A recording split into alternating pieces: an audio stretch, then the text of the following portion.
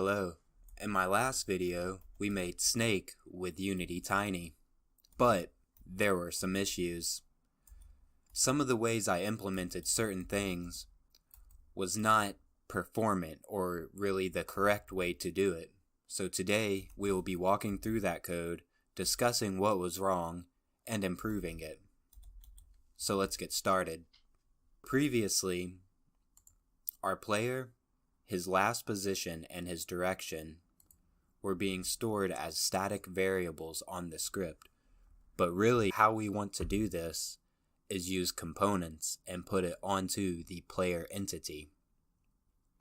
Also, if you take a look here, we are doing a for each loop through all the entities to find one with certain components.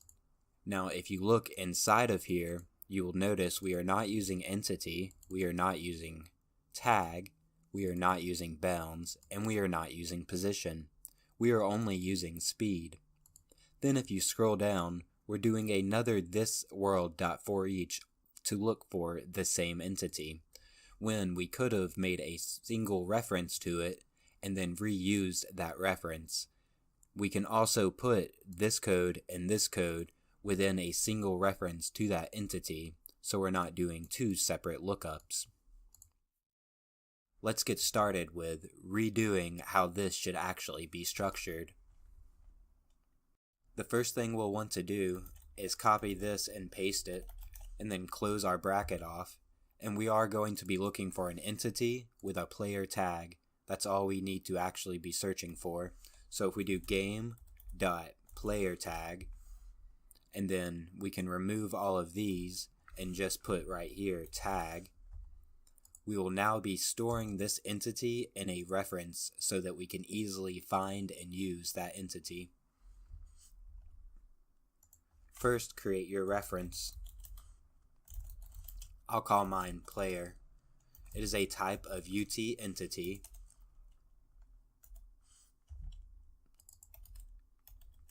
Whoops. We will now take that player and store our entity onto that player.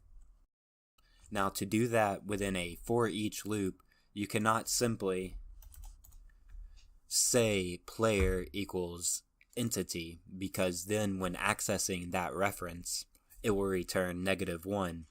So the correct way to do this is to say player or game.inputMovementSystem.player equals new ut.entity entity.index and then entity.version. What this is doing is creating a reference looking for this entity's index and version. How Unity3D works is there can never be an entity with the same index and version. All indexes will be separate for the same version. So when storing a reference to this and then looking for this index of this version, we will find the object that we referenced. Now, we only want to set up this reference if it isn't already set up. So we will now do a check. I'm pretty sure it should default as null, but we'll set it to null just to make sure. Then here we will do if game.inputMovementSystem.player is equal to null. We will set this up.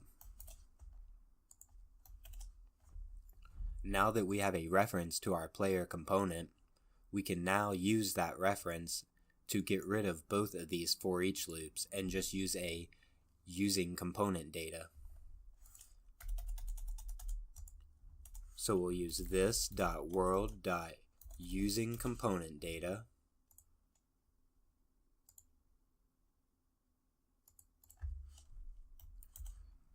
The game.inputMovementSystem.player.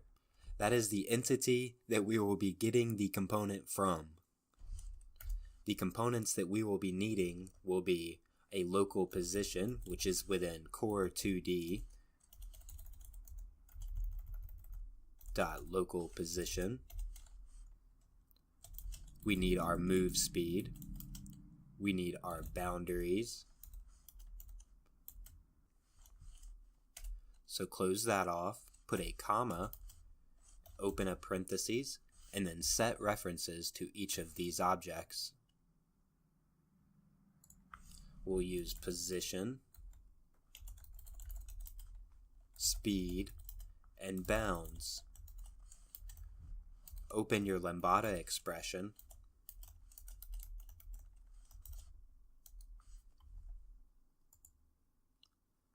And now in here, it will be the same as what is going on down here. So just copy and paste.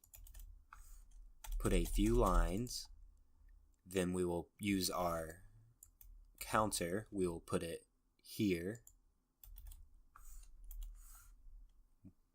We'll put this here. Close that.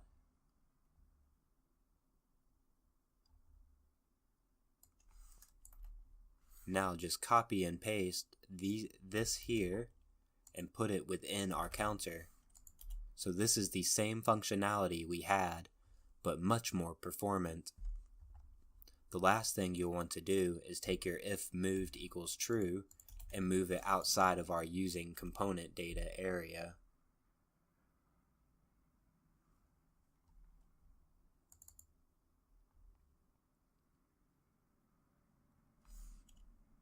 Go ahead and erase all of this.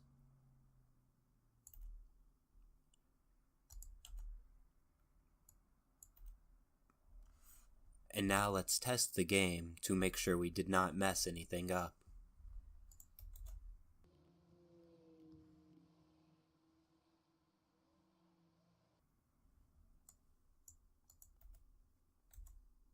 The game still runs as expected. Now the reason that took so long for it to open is because I have mine set to release. On development, it will open much faster.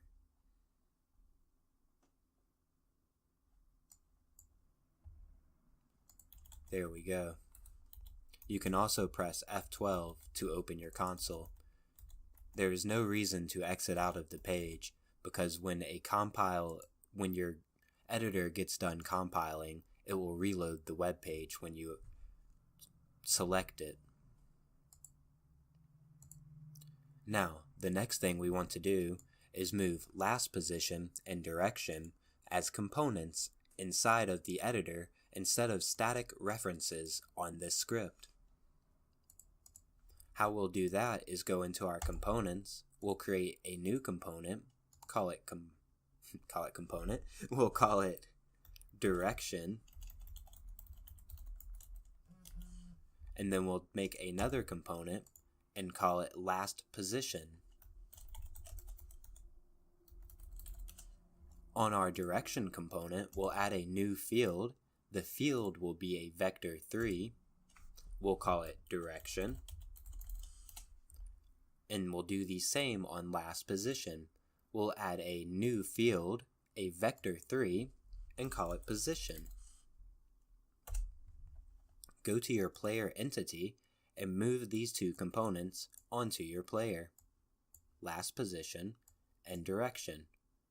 Now, inside of your tiny snake script, we will erase last position and direction from our static references, wait for our errors to show up, and then fix our errors. All we need to do to fix the errors is get a reference from it in our using component data, game.direction, and game.lastPosition. Now put our variable names that we will access the reference through, which will be direction and last. What did we use in here? We used last position also, so last position. Now simply erase the game dot off of here and add a dot direction onto the end. It says direction doesn't exist, but once our script compiles, that error should go away.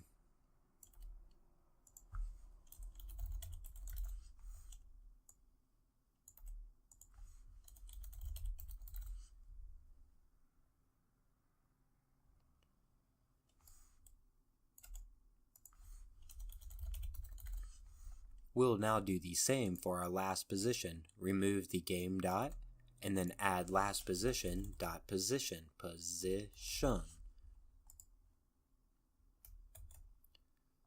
Save your script, go back into your editor, wait for it to compile. Notice it says they do not exist.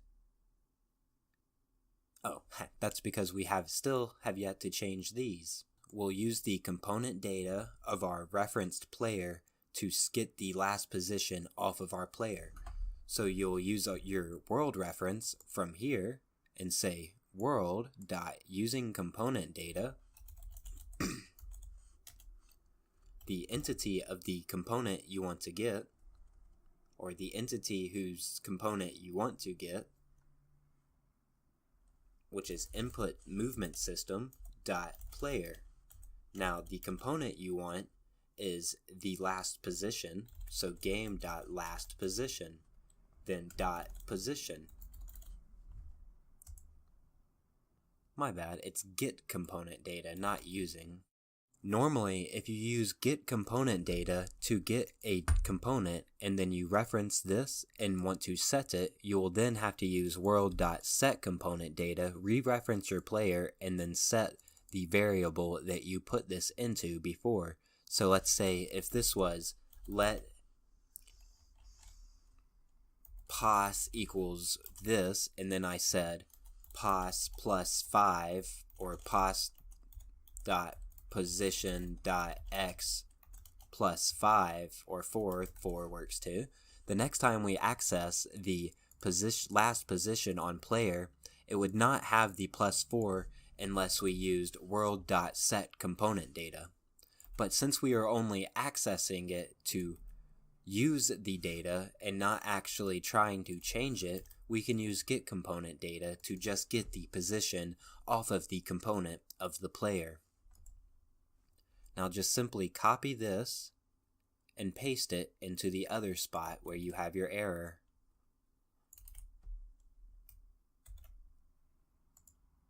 Go back to your editor, wait for it to compile, and you now have no errors. The error on our direction.direction and position.position has now gone away. Let's test our game to make sure it still works.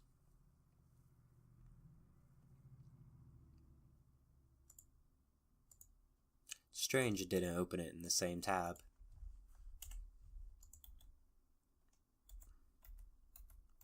Everything is still working as expected.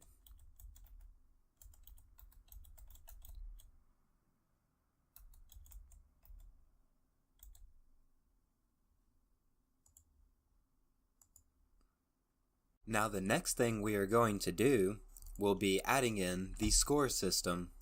It will be simple. You saw it in the beginning of the video. We will simply have a UI here that displays a score that counts up every time you eat a piece of food.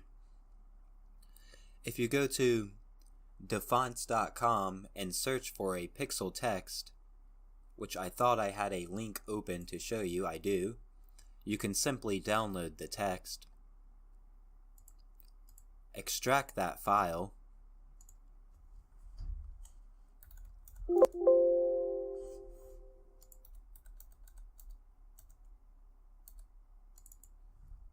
then drag and drop the file. First, let's create a folder to put it in, then drag and drop it. In your snake folder, make a new folder called fonts, then drag your font into your fonts folder. You can see Unity automatically registers it as a new font. Now, in your main group, we will add a new canvas, a UI canvas. It also spawns in a canvas camera, but you can delete that one and use your normal camera. We will use scale with screen size. Put in the resolution that you chose for your game.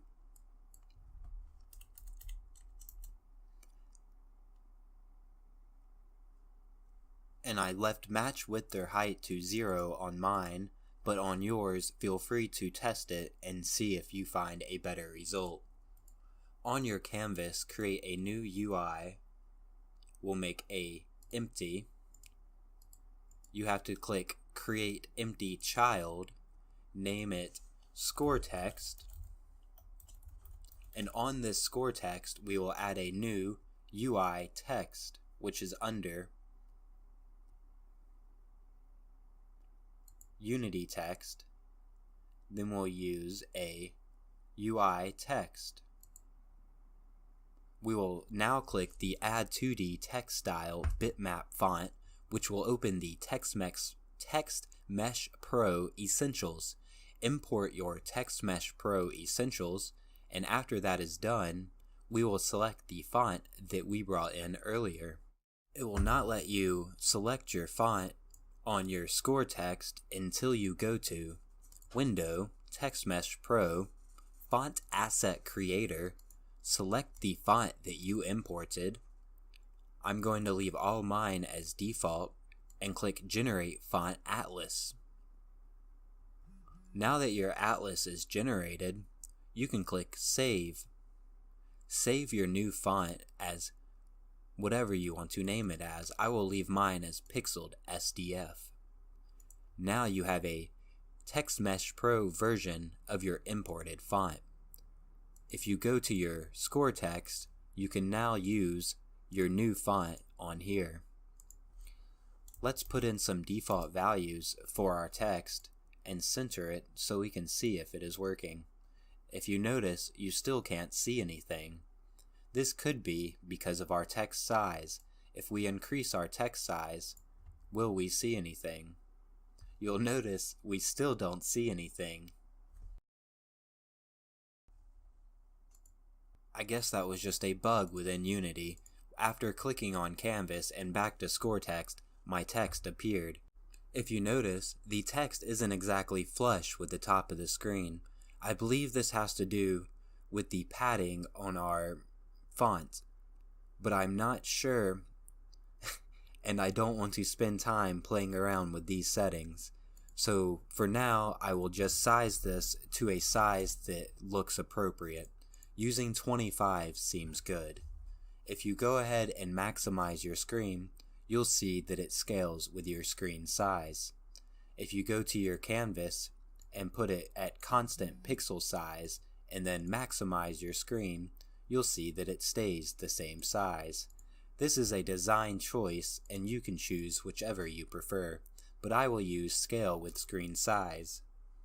Now on our score text, we will add a score tag and a score to be able to easily find and access this through code.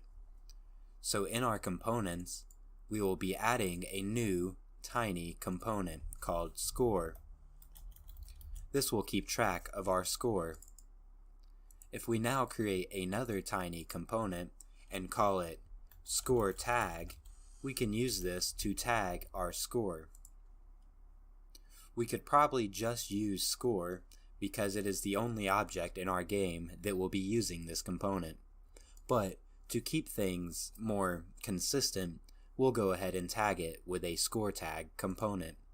But going back to our score component that we just created, we will need to add a new field to it, and the field will be an int16.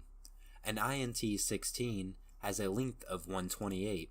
Let's go and check the docs or Google just to make sure. int16. An int16 is not a max of 128. It is a maximum value of 32,767 and can go to the negative of 32,768. In the game of Snake, getting 1 point per tail, I do not see us going anywhere near 32,000. If we look up an int8, we can see what the length of an int8 is.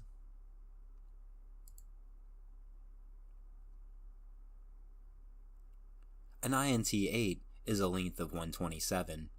I do not believe we will need a score over 127 for this game, so we will be using an int8 because it is the most cheapest to use of the ints.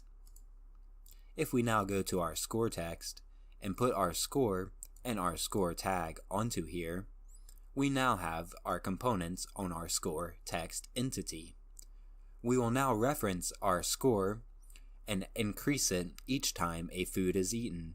And each time score gets increased, it will need to set its value to our text's UI text value.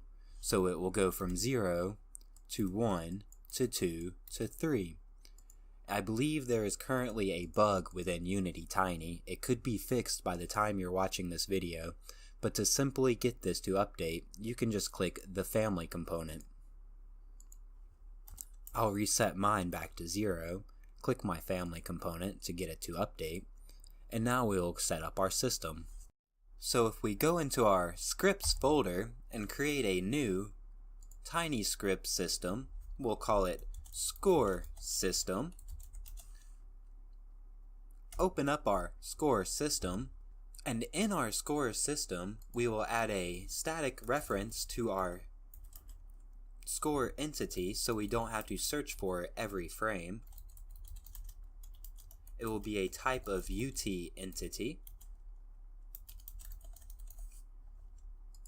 And then in onUpdate, we will check to see if the UT entity is null or not.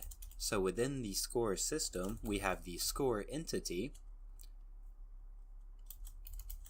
and if it is null, then we will search for it in the world and set it.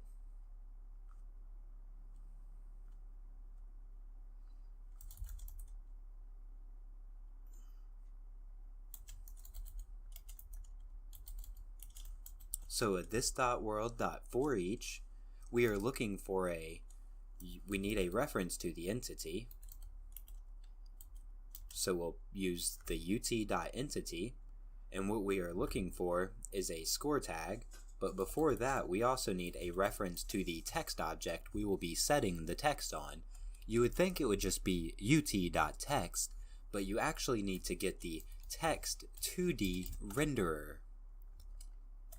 Then we will look for our score tag to make sure it is the score system we are actually looking for, or the text UI that we are looking for. Without this, it would search for any text UI in the game.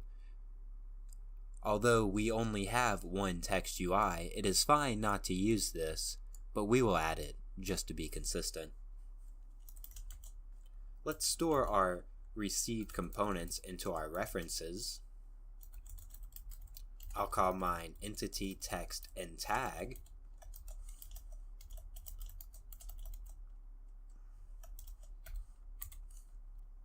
Now within here, we simply need to set the score entity to the entity. I guess we don't need the text or the text because we do not need a reference to it. We just need to make sure it is the score tag. So we will remove the text one. Now we will say game.scoresystem.scoreEntity is equal to new ut.entity entity, and then entity.version.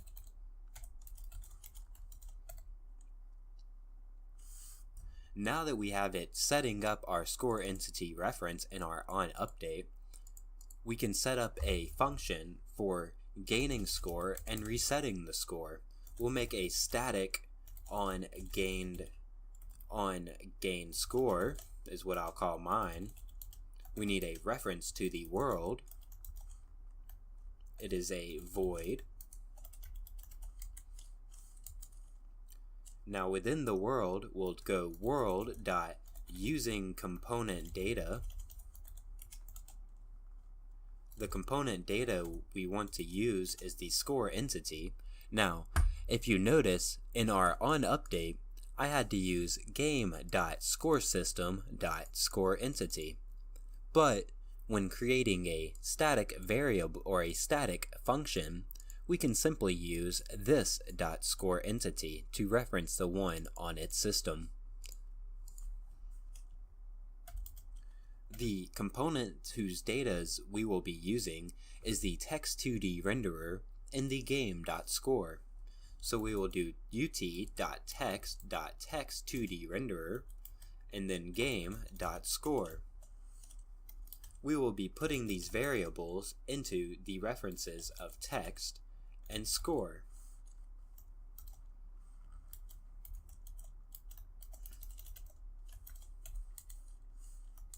Within our onGainScore function, we just need to set the score to be increased by 1, and then set the text of the UI to the value of our score. So go text.text is equal to score.score.toString.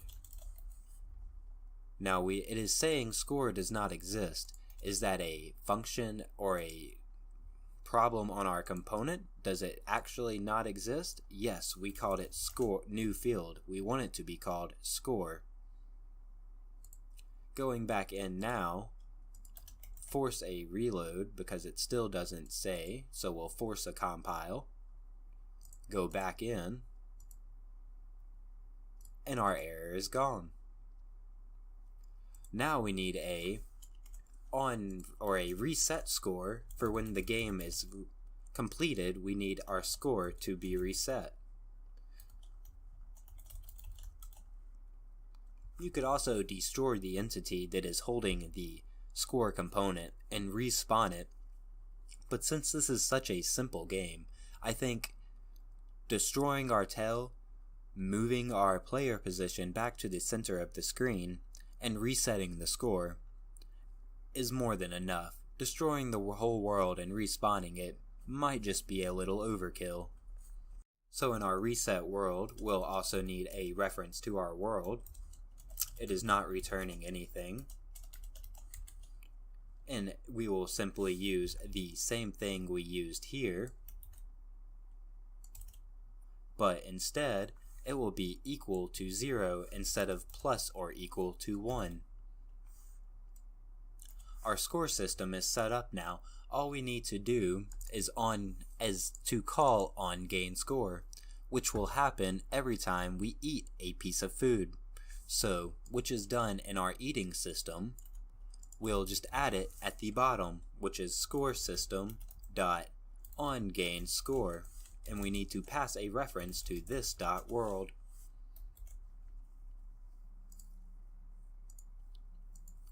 Let's make sure that worked.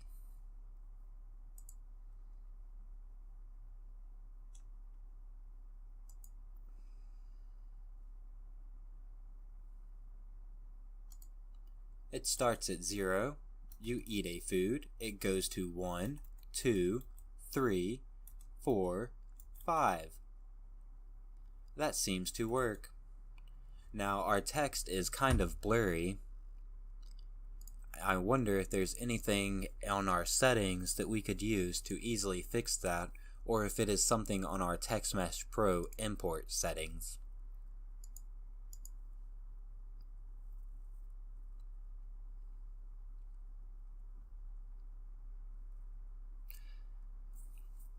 I'm not too sure what is causing the blurriness. If you or anyone in the or if anybody watching knows, feel free to leave a comment below to suggest. But moving on, we now need for the game to restart when we hit a tail piece, because currently the game just keeps playing and it never dies, which makes the game easier, but that's not how it works. So let's add in dying. To add in dying, we will use a game service file to hold our game resetting system. So back into our snake project, we'll create a new file, TypeScript system, called game service. Within this file, we will have it does not need to extend anything because this will just be a class that lives in memory. so now onUpdate can be erased without throwing an error. We'll have a restart function. Restart. We will pass a reference to the world. And now we will do what will happen in restart. Now, as I said before, when the game restarts, we want our food system to move to a new position because we want it to seem like that was respawned into the game. So we'll call move position and pass in a reference to the world. This is going to throw an error because we have not actually created this function yet, but that's okay. We'll do it in a minute. In our tails system, we'll want to call a function we'll call removeTails, also passing in the world. Then, in our input movement system, we'll call resetMovement so that he is repositioned into the center of the screen, his direction is reset to 0, and his last position is reset to 0. Pass in the world, and on our last thing we'll need to do is in our score system, which this function we already wrote. It is resetScore. So now let's create these three functions. Our move position within food spawner system will be something as follows. A static move position, a world reference is required,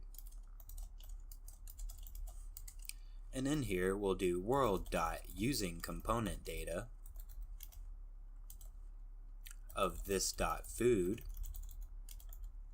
The components we want to use are ut.core2d.transform local position.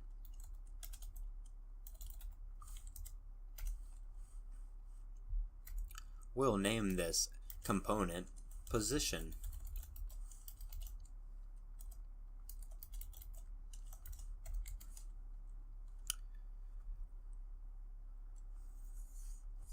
When moving our food position, we already have the random set up. It is right here, so we'll simply copy this and paste it onto our position's position. Now, whenever move position is called, it will simply take the food entity and put it in a new position across between -8 and 8 and -4 and 4. Those values are derived from the size of our orthographic camera, which is 5. So from here to here is 5, from here to here is 10, because our screen ratio is 2:1, so 5 times 2 is 10. Now that we have our move position function set up, let's set up our remove tails function. Going into our tail system, we'll want to make a new function called removeTails.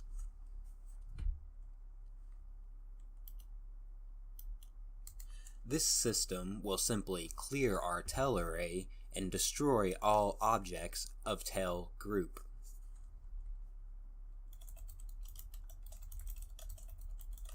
We'll need a reference to our world.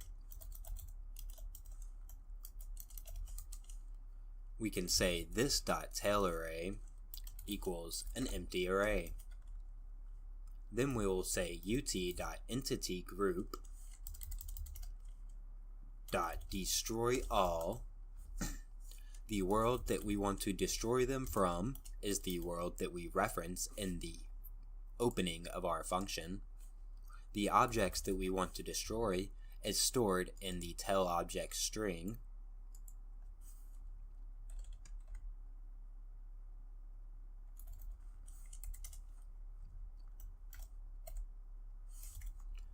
And this function is complete. Our last function that we need is our resetMovement function in our movement system. This is also a pretty simple function.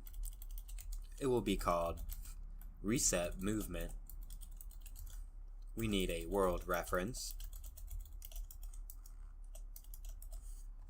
It returns null. This is optional to add, but to stay consistent, we will add it.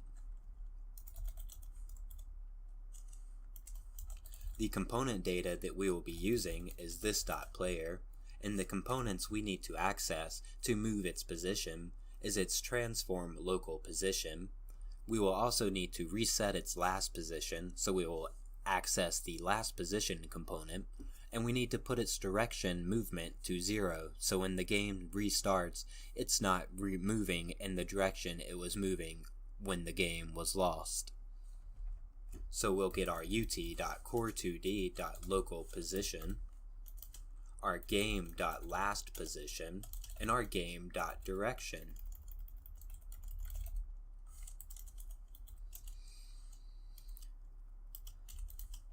We will store these within position, last pose, and dir.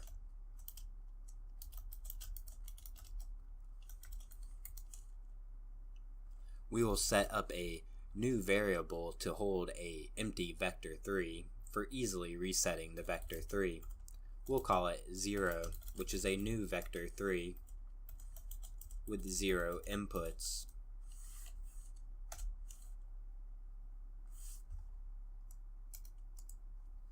We will now access the last position variable and set it to 0.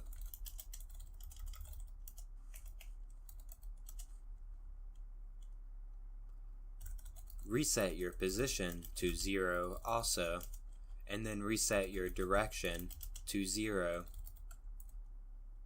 This now completes our reset movement function.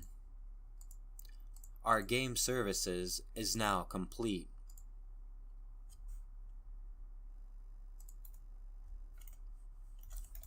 Let's test the game and see if the changes we've implemented still produces a working game that now has a working UI and a working game over system.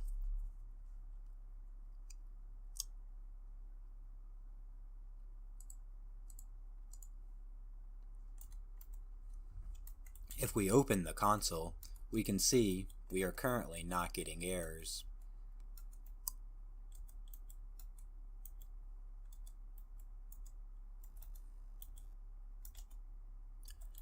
Now, one thing you notice is when we hit our tail, the game over system that we wrote still isn't initiating. You might think to yourself, but I don't remember you writing a game over, actually firing to fire. All I remember is you writing the system for what happens when the game is over.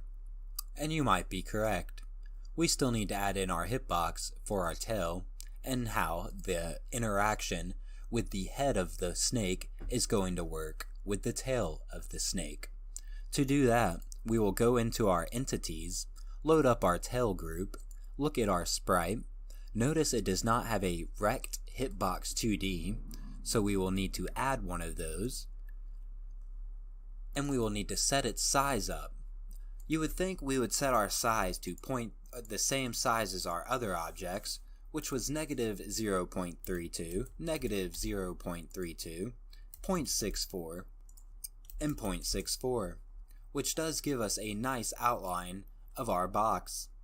But with how we have our tail movement set up, they are actually just slightly perfectly touching each other, so just any bit of weird movement and they will overlap. The simplest way to fix this is just to reduce the size of our collider. We'll reduce it down to 0.6 by 0.6, giving us this boundary edge to allow for a little bit of overlapping with this object. Now that we've done that, we can save our tail group.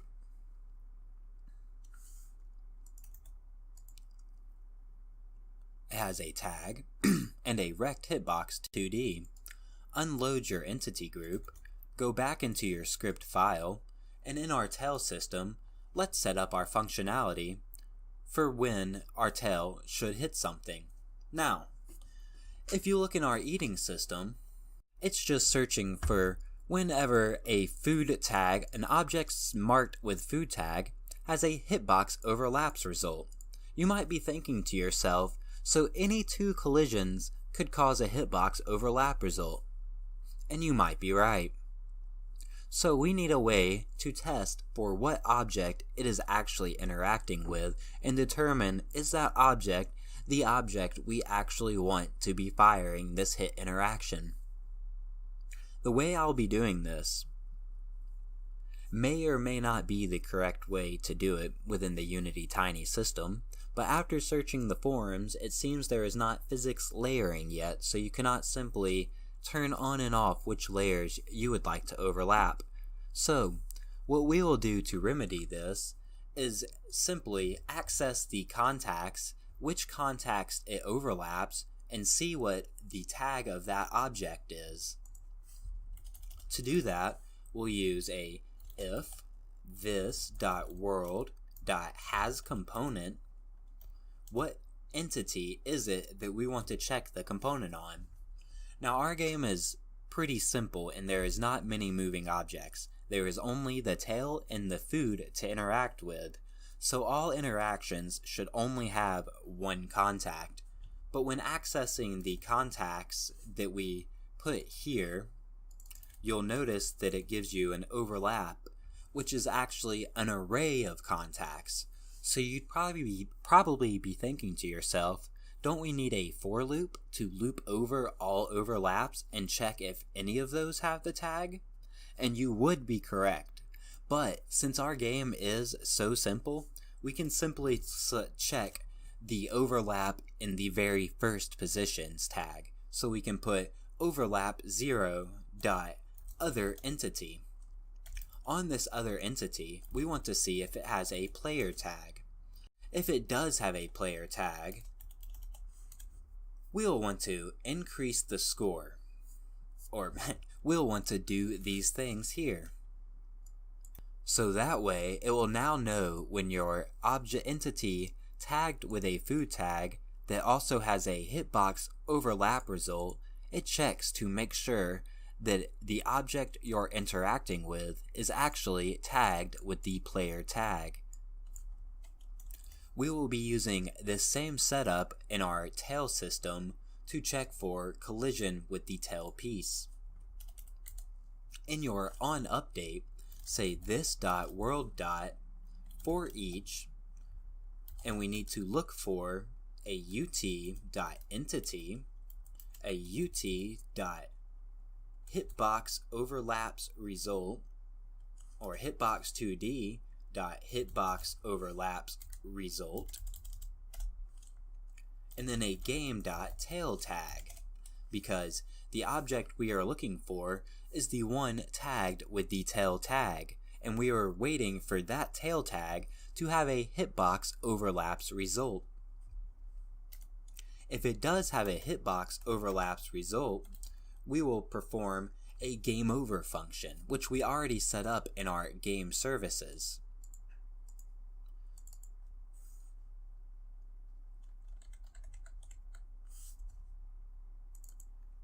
Doing this, the only things we need to access are the contacts, so we can actually remove our entity check and just check for tail tag and hitbox overlaps result. We'll store our overlap result into a variable called contacts and our tag into tag.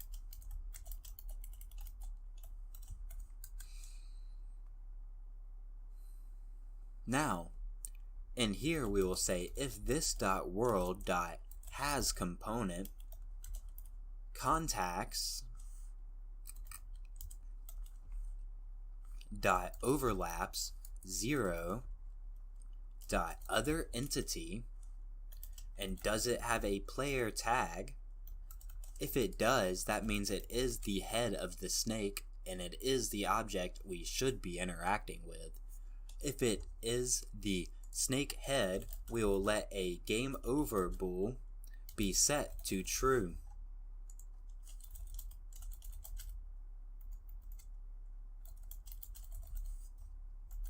Now when this For each loop is over, we will call our game over from within game services called restart.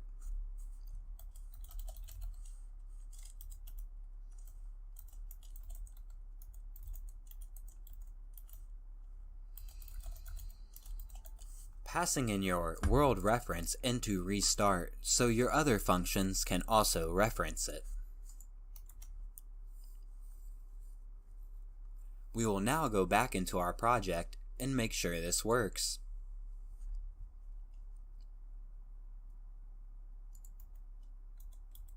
You'll see the score system counts up, our tail extends, and if we try to eat our tail, the game ends and restarts. But did it reset our position? It reset our position, it reset our direction. Everything seems to be working. Okay.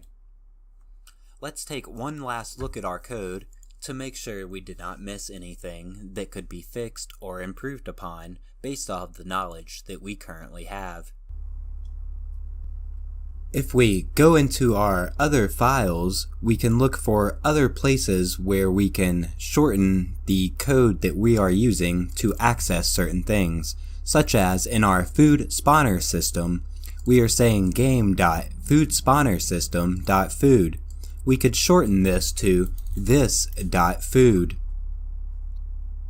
But we could not do it inside of the onUpdate. We can only do it within static functions. We can highlight this food variable to make sure we did it in all the spots we can do it at. Going into our other files, let's see if we can find the same issues.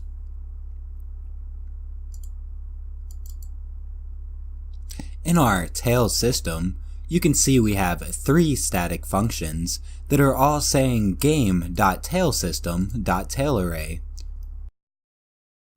We can change this to say this.tailArray. This is just small code improvements that should be done.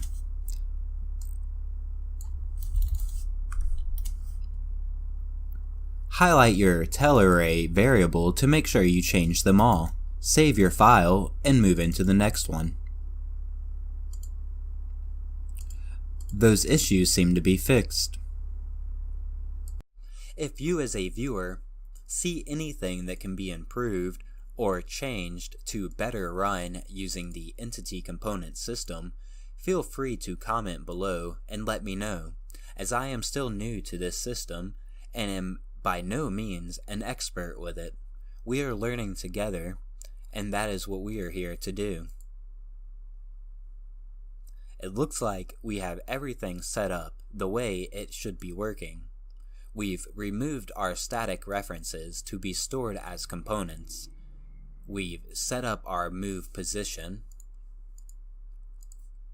We've set up our remove tails, our gain score, our reset score, and a static reference to our score entity.